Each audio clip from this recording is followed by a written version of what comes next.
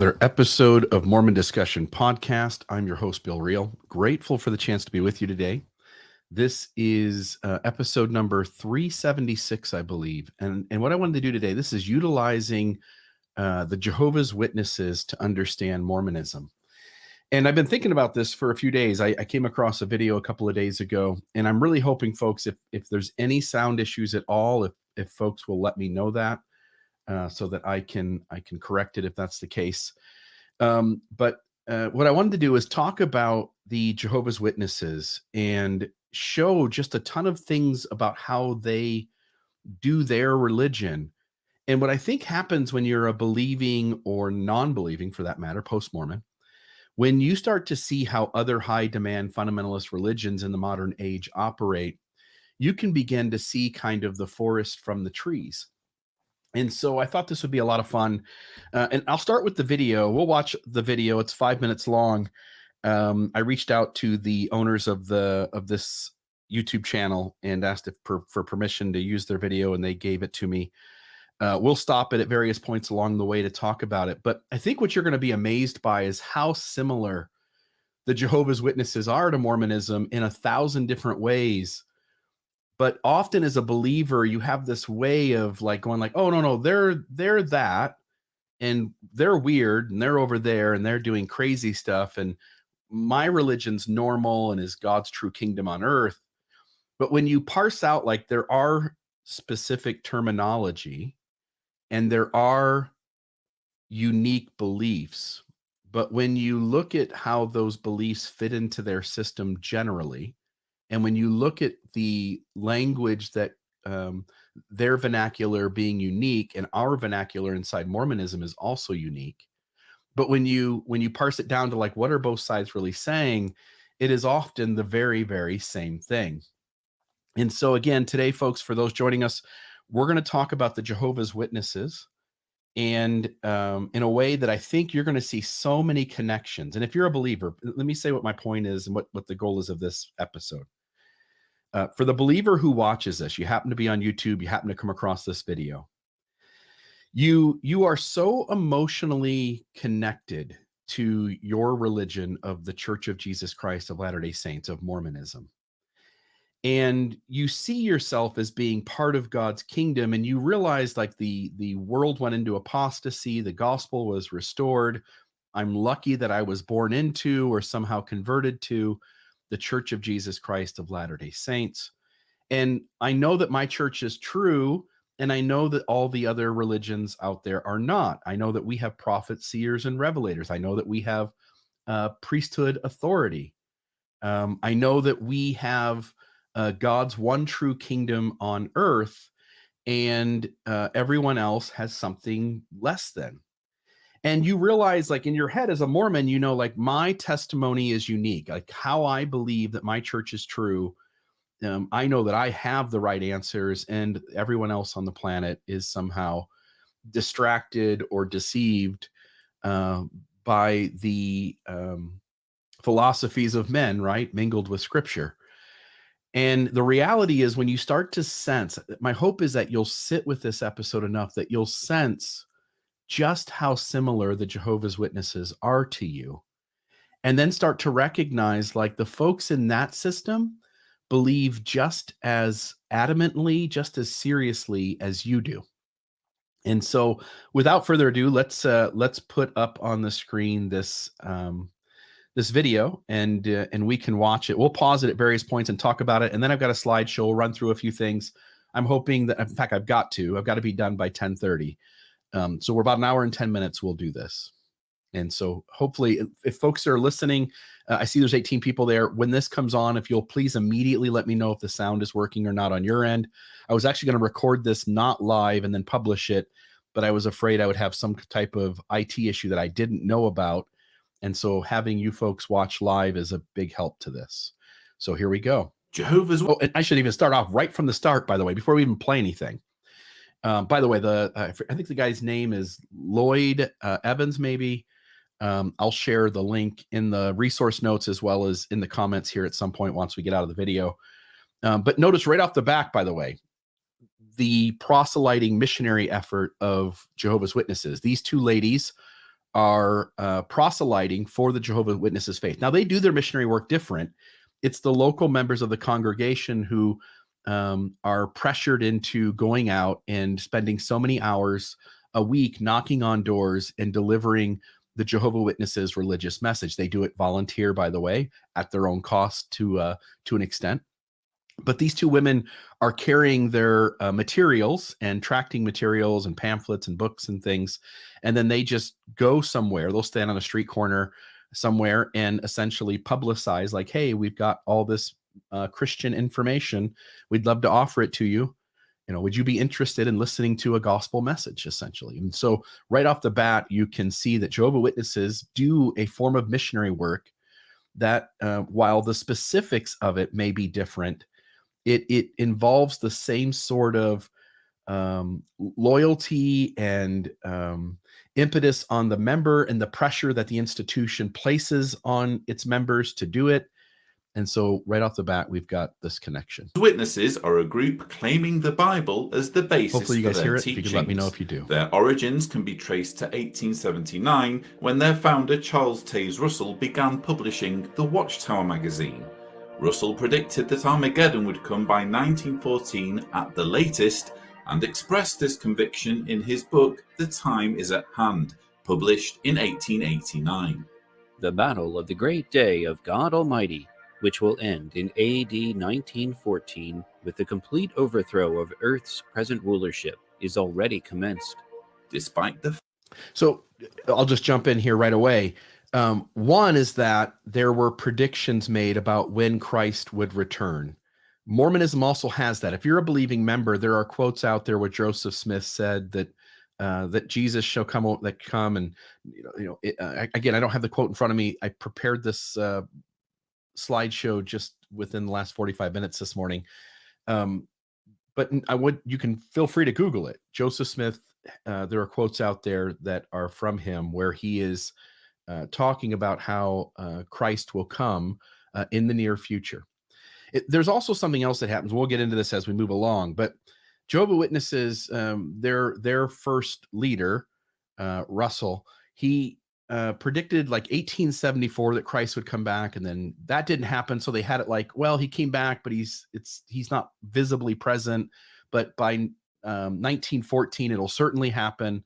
And then that didn't happen, and they moved the date to like 1925, and then eventually they moved it to 1975. And there's these false prophecies that occur, and Mormonism has those too, by the way. If you go and do a search in Mormonism for the false prophecies, you'll recognize that Mormonism has those as well. Now, here's what happens, though. In both Mormonism and in the Jehovah's Witnesses, the believers that are inside have to deal with that, and they have to reconcile it. And so each religion has its apologist, has its explanations, has its reconciliations, and it has a way in which it preps its believers to see the issue differently than the critics, in a way that they can dismiss the problem or make excuses for it or offer some workaround by which you can solve the problem. And in the Jehovah's Witnesses instance, all they did was, Jesus is supposed to come back. And when it didn't happen in 1914, they used World War I to note like, oh, look, World War I. So something significant happened. And now we are in the age where Christ has come back, but he's not visible to the general public, and he just works in the background of our religion. So they have their ways in which they can put things back together. There was this serious issue known as the Backfire Effect in the Jehovah's Witnesses that when Christ didn't come back in 1914, some people left, certainly, but the majority of them actually believed more intensely. And this is a psychological phenomenon that's found predominantly within religious groups. When there's some huge disappointment, the members tend to believe more passionately when things seem to not happen the way the leadership of that faith says. And we have plenty of that in Mormonism too, and we'll get probably to a few examples as we move along. But I just don't want to take up a ton of time here. So here we go. Failure of Russell's prediction, the movement he spawned has continued to grow. After all, 1914 happened to coincide with the outbreak of World War I, so successive leaders were able to pin their theology on 1914 as a date of significance. In the century since Russell's death in 1916, more predictions for the end of the world as we know it have been offered, with the dates 1925 and 1975 most notable for their failure to yield the promised apocalypse. When I was growing up as a witness in the 80s, the teaching was that Armageddon would come before the generation of people who witnessed the events of 1914 died off. So the Jehovah's Witnesses have this interesting thing that when Christ doesn't come back in 1914, the next thing they do, they add another layer, right? There's another piece of a conjecture and allowances. So what they do is they go, well, yeah, like he didn't come back, but kinda. And so their new level or layer of theology was that everyone who was alive at that 1914 prediction, that generation would not completely pass away until Christ had come. Also, notice this last days type of ideas that in the Jehovah's Witnesses, they also believe these are the last days, that Christ either is going to come any moment or he already has, and that this generation shall not pass away. You get some of that too, right? Like you're the elect, you're the most spiritual children. These are the most elect of God's spirit children, reserved for the last days. This type of crossover between Jehovah's Witnesses, they have a different terminology for it. They have a different vernacular for it. But they are teaching the exact same thing, which is you are the special ones. God is preparing the earth. He is getting ready to come back. And so just notice that kind of that last days theology that is predominant here. That teaching has since been scrapped, and the current teaching is rather complicated and frankly makes very little sense. Notice in Mormonism how many things that the church leaders and stated about how Mormon history happened, how Mormon theology works. And then when things don't quite work out and when science adds new data, for instance, once the Book of Abraham translation is not what the church claims, notice it has to add conjecture and layers that now make it much more complex, much more sophisticated, right? Because the only way to now explain it is to add extra mental gymnastics, to add extra allowances, to add extra conjecture. And so here you go, 1893, 1914, this generation shall not pass away. So sometime during that, there were more folks. Those folks got anointed. Now those folks carry on past the new date. And it just becomes so convoluted that you and I sit back as Mormons and we go, man, that's some crazy stuff. But we don't have the ability within our own religion to see the same type of stuff that happens when we try to explain the catalyst theory, or we try to explain how Joseph Smith's folk magic actually prepared him rather than demonstrated that he's a scam artist. It actually prepared him to be able to deal with real guardian spirits, with real gold buried in real mounds. And we just have this way of convoluting our own religion, but we don't see it inside our own tribe. We're raised, we're inoculated, we're programmed, we're brainwashed. And I don't mean those things in the sci-fi weirdo way. I mean, like when your kid goes to primary and he sings, follow the prophet, he is being programmed to perceive his tribe and his authorities within his tribe a certain way. And that shades our thinking for the rest of our life. So anyway, just to note that they're doing to their theology the same thing we do. We just don't have the ability to see it the same way within our own tribe. But suffice to say, Jehovah's Witnesses believe the end will come imminently. It's the last They also days. believe that when Armageddon strikes, every man, woman, and child who is not a Jehovah's Witness will be worthy of death. To stress this point, governing body member Anthony Morris recently told witnesses in Trinidad that they are blood guilty and deserving of annihilation if they don't sufficiently share in the life-saving preaching work. If your hands are not clean because you've been out warning, then they have blood on them and you're going to lose your life. Their leaders say shitty things too. And their leaders are using their words to manipulate their followers into being loyal to the leaders within that tribe, right? You have your outer authorities as a believing Mormon, and it's the top 15 men. And it doesn't matter how wrong those top 15 men are on subjects like race or gender or homosexuality or on protecting children in interviews. It doesn't matter because you're loyal to them.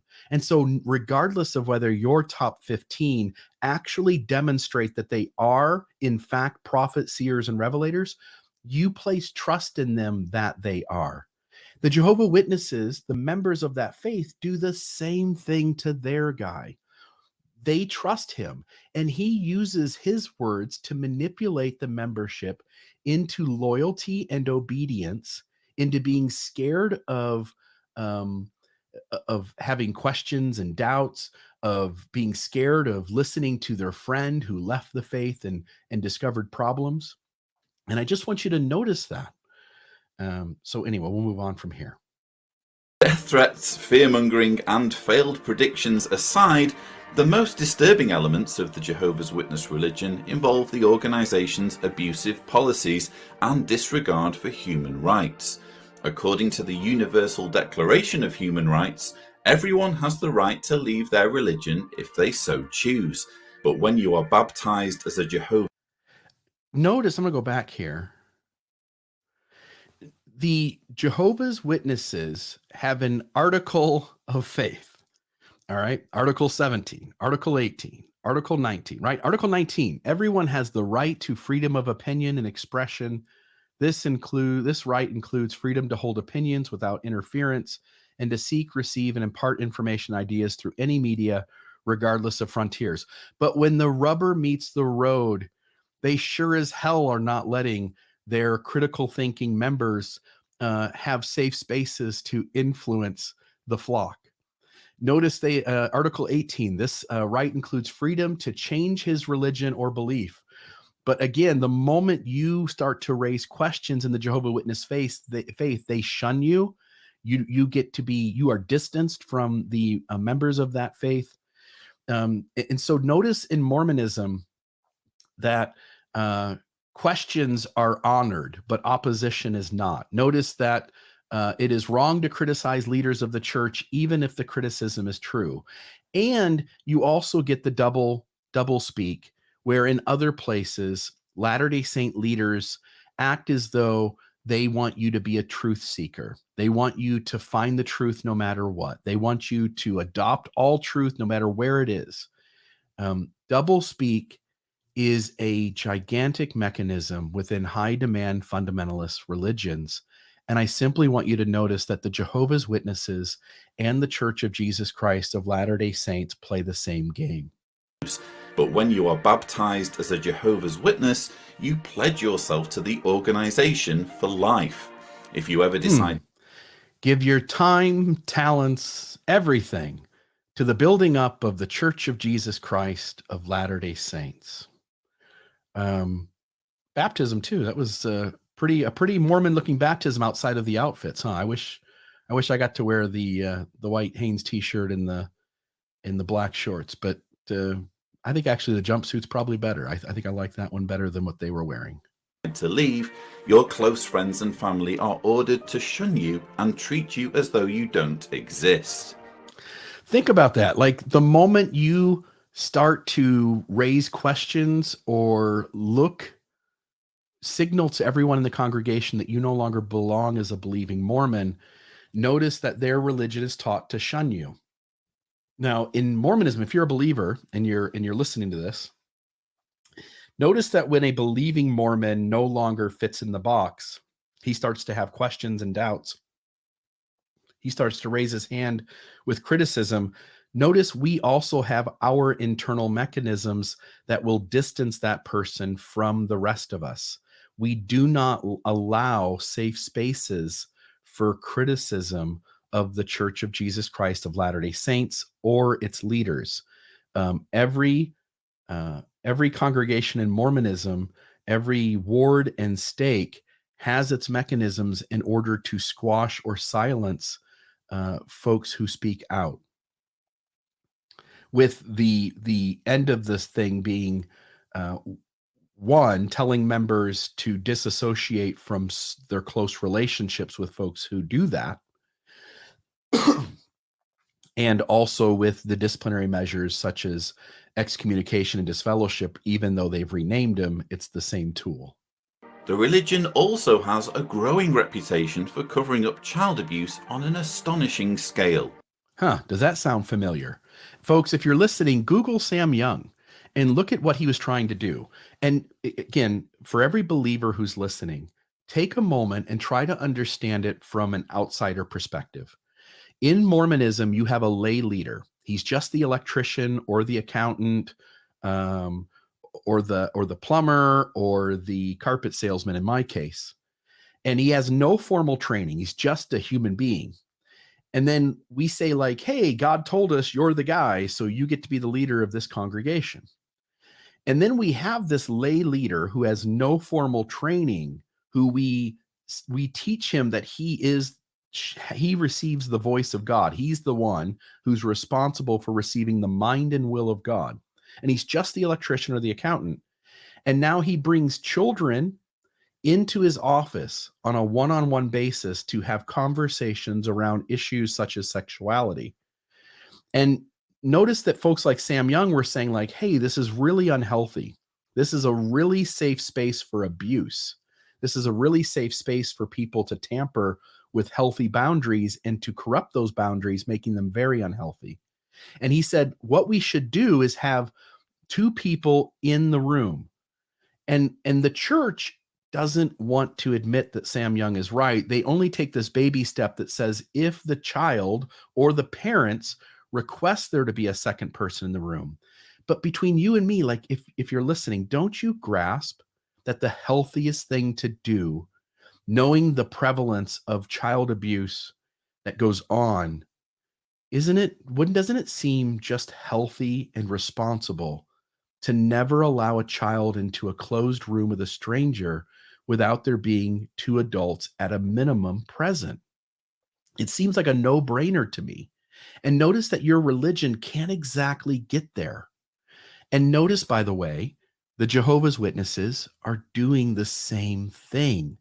Their authority and need to be seen as being right, it clouds their judgment and ability to admit they were doing something wrong and to just straighten up and get it right. In 2015, when a royal commission in Australia ordered the local branch to turn over its records, it found that 1,006 JW child molesters in that country alone had had their crimes carefully documented since 1950, with not a single one being reported to authorities. Notice in Mormonism that leaders of the church at the local level are instructed to call. By the way, folks, if you would like the video, if you'll hit the like sign and subscribe, that would mean a lot to me. Very important. Also, any comments you're willing to make, both now if you're watching live, also after the show is over, it'll just be not live, but still visible, obviously. And then the comments will be down below. If you're watching it that way, please put comments in. That helps the algorithm so that this gets more coverage. That would be very much appreciated. Notice that the leaders at the local level of the LDS Church are instructed to call the church's legal team, Curtin and McConkie. It's called the Child Abuse Hotline, but really what it is it's calling Curtin and McConkie so that they can give sound legal advice to cover the church's ass when abuse happens. Abuse in the LDS Church is extremely well documented. It's also well documented in the Jehovah's Witnesses. Their structure and organization is such that it helps protect abusers and does not hold them accountable. Notice in the Church of Jesus Christ of Latter-day Saints, the helpline is really there to protect the church, and it doesn't protect abusers. They also have lots of issues with child abuse going on within their religion. Again, these two faiths aren't that different once you get out of the vernacular and these specific little things that make them different. The mechanisms going on are exactly the same.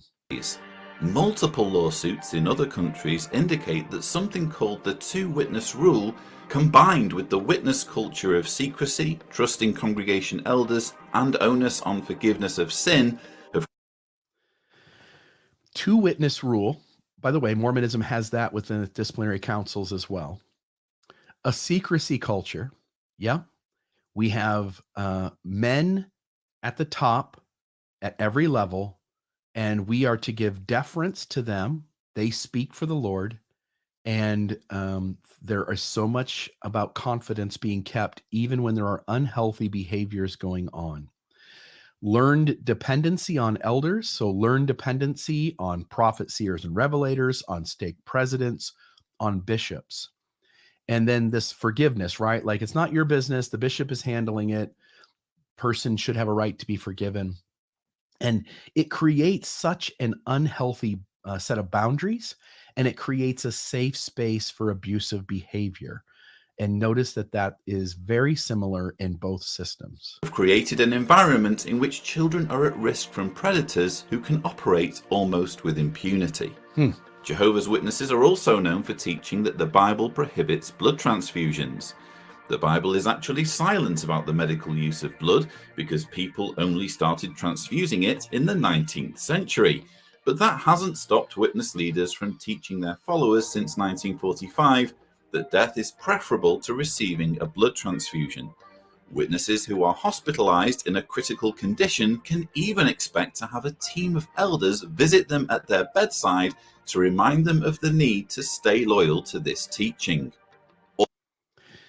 It is, again, the specifics are different. The vernacular is different. As a Mormon, I would look at the Jehovah's Witnesses and I would go, that's weird. Of course that we should be allowed to have a blood transfusion to save a life.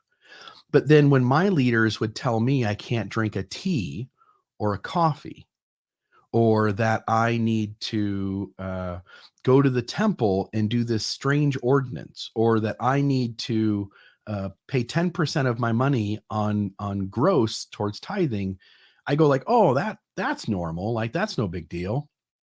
And notice that both religions have strange beliefs, and that they are able to justify their beliefs in such a way that you, as a believer in Mormonism, or the Jehovah's Witness believer in their faith, has a way of going like, yeah, I know I'm right. I know I'm right. This is the right thing to do. My Bible tells me so. Jehovah's Witnesses can go into the scriptures and justify their beliefs in the same way that Mormons are taught that they can go into their scriptures and justify the beliefs. And so there really isn't a difference, other than, yes, these two religions aren't exactly the same, but what makes them strange to the world is the same sorts of mechanisms. All things considered, you may be wondering why anyone would willingly become a Jehovah's Witness. You might even think you'd have to be stupid to get involved with the group. But it really isn't that simple. Many witnesses are indoctrinated from when they are small children, and those who join as adults often do so because they are emotionally vulnerable and need the sense of community and absolute certainty that witness beliefs offer. If you substitute the name of the religion with ours, is it really that much different? Those folks believe. They believe because they've been indoctrinated. They believe because they want certainty. They believe because when they came into the church as adults, they were vulnerable. And when they were raised in it as children, it's the only thing they knew. It is the way in which they were raised to make sense of the world around them. And so when you're born into something, it's all you know. and the way in which you create your own identity is interwoven with the beliefs of that religion. So in the same way that if you were sitting here right now and I said, hey, you know that those folks are wrong, you know that their religion isn't true, how could you convince them that it isn't true? Like if you sat down with them and said, hey, like your religion's strange, notice this, notice that, notice that they would handle that the exact same way you would if someone came to you and tried to tell you that your religion wasn't true, because it's the same exact mechanisms that are in place. Just as certain as you are that the Church of Jesus Christ of Latter-day Saints is God's only true and living church upon the earth, of which the Lord is well pleased, these folks feel the exact same way about the Jehovah's Witness faith. Bottom line, if you happen to know a Jehovah's Witness, please be kind to them and don't assume you can snap them out of their beliefs easily. Witnesses tend to be extremely emotionally invested in what they believe, and easing them toward the exit requires an abundance. Mormons are extremely emotionally invested in what they believe. Of kindness, patience, and understanding. I'm Lloyd Evans, and you've just learned everything you need to know about Jehovah's Witnesses in 5 minutes. So Lloyd Evans. So I appreciate Lloyd giving us permission to use this video. I want to show you something. Here's the Jehovah's Witnesses website. When I saw this, like I'm gonna acknowledge right off the bat, by the way, that Mormonism does a better job at IT. Okay, I'm gonna acknowledge that. But what the website accomplishes and what it looks like are hardly any different, right? Look at this. So you got Jehovah's Witnesses, home, Bible teachings, library, newsroom. A Jehovah's Witness newsroom. About us, you've got the main article, you've got other things. Look at this. Help for victims of domestic abuse. Of course they take abuse seriously. Of course they want to stop abuse. But notice that the mechanisms in place in their theology and in how they hand out discipline doesn't allow full accountability to people, because there wasn't two witnesses. Like we can't do anything. We have to have two witnesses. And so their theology still protects the abuser. Is the Bible's guidance relevant today? What can guarantee you a secure future? You can read the Bible online. Of course they want you to read it. By the way, they have their own translation of a Bible, just like we do. Now, we don't use it prevalently, and we really tell people they really should use the King James Version. By the way, the King James Version is seen in the outside community of Mormonism as the weakest of all the Bible translations. See recently added videos, music, articles, and news. Select a topic that interests you. Frequently asked questions, activities for children, faith in God. Are they really that different? Try our Bible course, request a visit, attend a meeting. Entrusted with translating the sacred pronouncements of God. Young people talk about money, from prison to prosperity. If you were a Jehovah's Witness who was both feet in, your church's website would be just as interesting to you as ours. Look at that. We've got our own little things. You can go register for the Roots Tech. You can watch now a new season of Book of Mormon videos. Get a first look inside the Quito, Ecuador temple. We've got our newsroom. We got to find a meeting house, broadcast, and upcoming church events, and a media library. Look, here's our beliefs and general conference and familysearch.org. These are the same sorts of things, more features, right? So both faiths occupy their members with all this clutter. And you go, well, yeah, but my church is doing good things. Yeah, so is theirs. They're doing the same sorts of good and bad things that your faith is doing. So there's that. Here, there's a page of Jehovah's Witnesses founder. I want you to listen to this and see if you see any similarities to Mormonism. Who was the founder of Jehovah's Witnesses? The modern-day organization of Jehovah's Witnesses began at the end of the 19th century.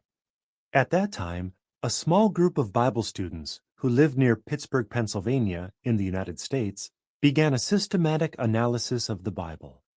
They compared the doctrines taught by the churches with what the Bible really teaches. They began publishing what they learned in books. It's almost like you're just about ready to hear inside your head that they found James chapter 1, verse 5. And this has some similarity to the Joseph Smith story, right? Books, newspapers, and the journal that is now called the Watchtower, announcing Jehovah's Kingdom. Among that group We have the Ensign. They have the Watchtower. of sincere Bible students was a man named Charles Taze Russell. While Russell took the lead in the Bible education work at that time and was the first editor of the Watchtower, he was not the founder of a new religion. The goal of Russell and the other Bible students, as the group was then known, was to promote the teachings of Jesus Christ and to follow the practices of the first century Christian congregation. It's a restoration. Listen to that. The goal of Russell and other Bible students, as the group was then known, was to promote the teachings of Jesus Christ and to follow the practices of the first century Christian congregation. It's a restoration. Since Jesus is the founder of Christianity, we view him as the founder of our religion, just like Mormonism. Since Jesus is the founder of Christianity, we view him as the founder of our organization. Jesus Christ stands at the head of our church, right? Again, different vernacular, same mechanism. Why use the name Jehovah's Witnesses? Why use the full name of the church? Are Jehovah's Witnesses Christians? Are Mormons Christians? Who is Jehovah, right? Who are we? Request a visit. And so you get the same sort of thing. All right, I'm going to X that out. We don't need that. I'm going to put the slideshow up. We'll just talk about this for a moment. Their founder, Charles Taze Russell, again, he started off as I think an Adventist, if I'm not mistaken. I want to make sure I'm right about that. But essentially, he starts off just like, hey, I think I know the Bible better than the other folks around me. He starts this Bible study group, and he starts implementing his teachings. But there were little things like they rejected hell as eternal torment, right? Like they go counter to what the Bible says and create their own theology. And notice that in Mormonism, we also kind of go like, hey, the way Christians understand hell isn't exactly the way it was, the way it is, the way it works. And so we create our own theology about it. And by the way, high demand fundamentalist religions, one of the things they do really well is create something extremely unique so that its followers can feel excited about like, hey, we have the truth and here's what makes us different. We talk about the predictions, 1874, 1914. The second leader, when he dies, when Charles Taze Russell dies in 1916, the guy who takes over is Joseph Franklin Rutherford. He's a judge. He changes the name of the faith, by the way, changes the name of the faith. How many times did Mormonism in its early history change its name? Changed it to Jehovah's Witness in 1931, and then created essentially the Watchtower magazine. It actually gets started under Charles Taze Russell, but Rutherford starts mass producing it and creating the organization, the Watchtower. This is essentially their Ensign magazine, but it's also their missionary tract. So it serves as their Book of Mormon as well. It is how they get their message out to vulnerable people in their community to be able to knock on the door and say, hey, consider us. We have a gospel message. And certain people are vulnerable. When I was 17 years old, I certainly needed community, wanted some structure in my life, and Mormonism was super attractive. If the girl I had met at McDonald's was a Jehovah's Witness instead of a Mormon, I might have joined these guys and felt just as passionately about them as I did Mormonism. I can't say for sure that I would have seen through this because I didn't see through Mormonism. So anyway, their Watchtower magazine, we talked about the prediction in 1914. They've got plenty of unfulfilled prophecies. Mormonism does too as well, by the way. their original watchtower. And again, it serves a purpose, and there are things within Mormonism that also serves a purpose. Notice their watchtower. It looks a little bit like an Ensign magazine, their modern watchtower. What are the true marks of Christianity, right? Like, our faith is true, and we're constantly trying to manipulate the outside world, the potential converts to our faith, to see that we are unique and set apart from the world and have something unique to offer.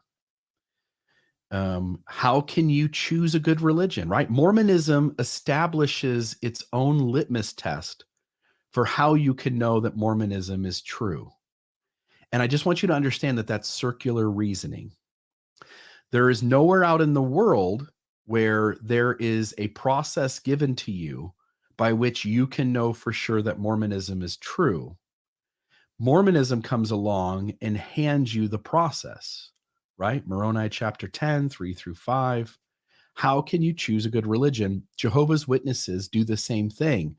They explain to you how to choose the right religion. And oh my goodness, you're not going to believe this. It's them. A better world is near, right? We're in the last days. This world is going to be changed. Jesus is going to come back. He's going to set everything straight. Is the end near? Armageddon, what is it? When will it come? They're always preparing their members that the end is nigh, right? The end is near. And Mormonism does the same thing. I remember, I can't find it now, but there was a talk back when President Nelson was either the president of the 12 or just when he'd become prophet. He had given a talk at a regional meeting, and he told the people there that they were in the 11th and a half hour. So it is essentially like, hey, we are at the wrapping up scene here. And when you look at all the materials within Mormonism, you'll see that such is the case. Beware of false prophets, right? Here's Jehovah's Witnesses telling their congregation to beware of false prophets outside of their faith, and to beware of those within their faith who are raising a critical voice. Notice that Mormonism does the same thing. They have weird beliefs, like this whole not taking blood transfusions, but Mormons have weird beliefs too, right? Like, we do things that are strange too, that the world doesn't quite understand. Got their church headquarters. Jehovah's Witnesses teach that Satan and his demons were cast down to earth from heaven after October 1st, 1914. Again, actually, when things don't go the way you had predicted, you start adding extra layers. Notice that Mormon theology also has theological ideas around the third of the host of heaven and the war in heaven and how all that worked out. It, again, same mechanism. Create unique beliefs, try to explain the things that people are going to be most curious about in terms of Bible theology, and offer it in a way that you go like, yeah, those other guys got it wrong. We got it right. We nailed it. Heaven after October 1st, 1914, at which point the end times began. Witnesses believe that Satan is the ruler of the current world order, that human society is influenced and misled by Satan and his demons, and that they are a cause of human suffering. They believe that human governments are controlled by Satan, but that he does not directly control each human ruler. Just notice that in Mormonism, we live in a lost and fallen world, that the third of the host of heaven are here influencing everyone, and that we need to be extremely careful not to be carried away by that. How are Jehovah's Witnesses different? Let me get rid of, we'll put, that's not going to work either. So let's just use this. Scripture, they have no clergy class. We kind of articulate it that way as well, by the way, right? Like, we have people who are higher in authority, but we don't have any trained clergy. It's a lay clergy. Their elders, teachers, and missionaries are unsalaried. Why? Because at the end of the day, that means more money for the institution. Notice they do that too. They also have an unpaid lay ministry. They neither tithe nor take up money collections at their places of worship, known as kingdom halls. We certainly do, So there is a difference there, but believe me, their members are donating money, and there is absolutely money being made by their church headquarters. All of their activities are supported by anonymous donations. Our donations are anonymous too, except that great records are kept, right? They remain neutral with regard to politics. Notice we do that too, or at least we sort of say we do. We get involved in issues, but we don't get involved in actual individuals who are running for office. They advocate peace and do not participate in warfare. Again, it's unique, a little different than us. Mormonism tends to be much more pro-military, much more like, hey, it's your sacred duty to go to war. And I remember being a bishop and on military holidays asking military members to stand and be acknowledged by the congregation. They are globally united in their faith and Bible-based beliefs. Oh, Mormonism does that too. It is a worldwide church that when you go from one place to another, you're on the same lesson. Well, guess what? The Jehovah's Witnesses are the same. They are fully integrated with no social, ethnic, racial, or class divisions. We would claim that as well. Now, that wouldn't always been the case, but today the church would claim we are all alike unto God, right? They are not affiliated with any other religion, whether Catholic, Orthodox, Protestant. Doctrine. They believe that there is only one true God whose name is Jehovah. We believe there is only one true God and his name is Elohim. They do not believe that Jesus Christ is Almighty God, nor do they believe in the Trinity doctrine. Guess what? Neither do Mormons. And we believe that Jesus is the Son of God. He's not God himself. Again, you add unique theology, but it is the same mechanism. They follow the teachings of Jesus and honor him as the Son of God. They do not venerate the cross, nor do they use idols in their worship. They actually believe that Jesus was crucified on a single stake or post. They don't believe in the cross. While we don't have the sort of stake theology, we have this whole thing that Jesus actually paid the price for sin in the Garden of Gethsemane, where he bled like it were blood, where he like sweat. And we also do not use the cross. Elder Holland just gave a talk, I think, in General Conference, where he talked about how we don't use the cross in our theology. These two teams are not that much different. They do not believe in a fiery hell where all bad people go after death. Guess what? Neither do we. They believe that God will bless the obedient mankind with perfect everlasting life in an earthly paradise. Guess what? So do we. It's why we do work for the dead. Jehovah Witnesses believe that they have successfully reestablished first century Christianity, the form of Christianity that Jesus' apostles practiced. Somebody in the comments asked about, I wonder if Bill will talk about the 144,000 teaching. And that teaching works out really well on the front end until you get so big that it looks as though your righteous membership far exceeded that number. So you're 100% right there, Jay. But I just want to acknowledge too that Mormonism has this too. They're the very elect. And then there's the very, very elect, right? The people who receive the second anointings, and those are the folks whose blood from their sin has been washed away by the atonement of Jesus Christ, so that they will be saved no matter what, unless they shed blood or deny the Holy Ghost, right? And so we also have these unique teachings that place a certain portion of membership above the rest of membership. Again, it's the same mechanism. A few more slides here. Only the best 144,000 will go to heaven. Only those who stay on the covenant path. Only those who keep the commandments and follow the prophets. It's the same sort of mechanism to create loyalty and obedience. When Jesus went to heaven, he became who he had previously been, the Archangel Michael. Mormonism sort of works in reverse. Elohim sends Michael and Jehovah down to create the world.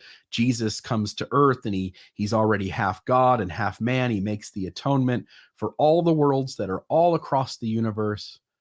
Again, strange theology in both, but it does the job of answering questions and creating a unique theology that a membership will believe in and be loyal to, seeing themselves as the one and only true and living church upon the earth with which the Lord is well pleased. While begun as a Bible study, the witnesses believe that only the organization can correctly interpret the Bible. The Bible belongs to the Christian congregation as an organization, not to individuals.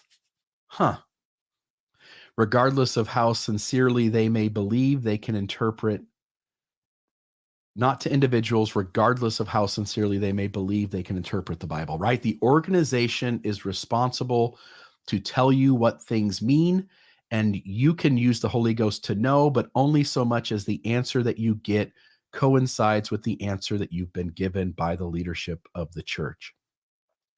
They teach that Christ returned in 1914. He is currently administering his still invisible kingdom from the Watchtower headquarters in Brooklyn. We believe that Christ restored the gospel in 1820 through the first vision and then through further pronouncements, and that Christ is currently administering his still invisible kingdom from church headquarters in Salt Lake City. They teach that to accept a blood transfusion would cause one to lose their salvation. We believe that if you drink a single cup of coffee or don't pay your tithing, that would cause you to lose your salvation. They reject all holidays, regardless of type, do not vote, hold political office, serve in the military, they reject, by the way, people serving in the military and saluting a national flag. Mormonism does not do that thing, but it does its own strange things that are unique from all other faiths on the world. In the first edition of the New World Translation, a note explains why a particularly Greek phrase, EGW, EIMI, John 8:58, as I have been on the basis of the world being in the perfect indefinite tense. The problem is there is no such tense in any language. The phrase is universally translated as I am. In other words, they have their own translation issues. They have their own historical issues. They have their own false prophecies, but their believers believe intensely to the point where you can't set them straight. You can't open their eyes. Why are you, as a believing Mormon, any different? That's the last slide. Folks, if you have any questions, you can raise them. I'll stay on here for another minute or two. Also, if you want to ask anything about the last week's episode where I talked about all of the issues in terms of plagiarism in Joseph Smith's sources, I'm happy to do that as well. But I simply would note, if you sit and you were a Jehovah's Witness, you would know that Mormonism isn't true. You would see its followers the same way we today in this presentation see their followers. It's the same mechanisms at work. And once you start to see other high demand fundamentalist religions and the patterns of theology, the patterns of behavior, the mechanisms used to create loyalty and obedience, you begin to sense like, oh, they're really not that much different than us. It's just a different vernacular. And then you can start to see your faith with more clarity. And maybe you get a softer space to begin to ask questions like, hey, what if my church isn't what it claims to be? What kind of problems are in my church's history that I don't know about? What kind of issues are there with my church's leaders? And how do they treat other human beings in a way that isn't healthy, that I've not been able to see up to this point and to acknowledge? And so, folks, I hope you enjoyed today's episode. Folks, if you like these kinds of presentations, please go on to mormondiscussions.org or mormondiscussionpodcast.org. Click the donate button. It means a lot to what we do. But my hope is, again, my life's work, and I will do it until my dying breath, is to help provide information through a bazillion different ways that perhaps somebody watching this or listening to another episode somewhere else will, for the first time in their life, go, I wonder what they haven't told me. And I wonder if there's anything that would change the way I feel and believe about this religion that I haven't looked into yet. And so, folks, I hope you enjoyed this. Have a great day. This was Mormon Discussion Podcast, and I hope that this was helpful to somebody out there. Thank you.